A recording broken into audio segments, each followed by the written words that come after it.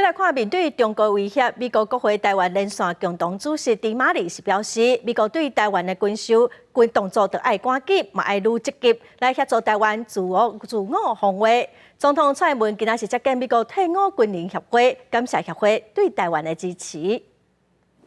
克拉克总会长，总统蔡英文19接见美国退伍军人协会总会长克拉克，感谢协会每年通过国旗表达对台湾的支持。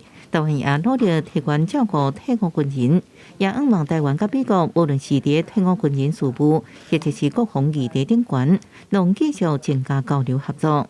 我要请克拉克总会长，除了共同促进退伍军人的福祉，也持续替台湾发声，壮大全球民主阵营的力量。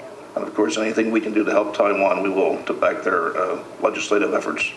台美加强交流合作。1月伫总统大选了后，访问台湾的美国国会台湾连线共同主席李马利接受美国之音专访时阵表示，中国是全世界上大上好嘅法西斯独裁国家。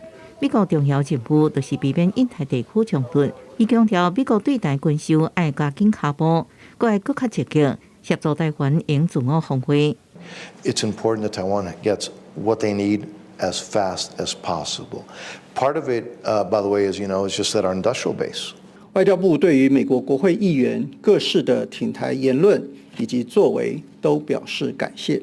美国国会支持台湾，美国国务卿布林肯伫南韩举行的民主峰会，批评专制政权影响选举，民主同盟爱加强合作。司法部长陈凤也受邀伫民主峰会发表演讲，引起中国抗议不满。外交部回应表示，中国只听到台湾就起不喷，请问讲的大国自信是伫倒位咧？记者综合报道。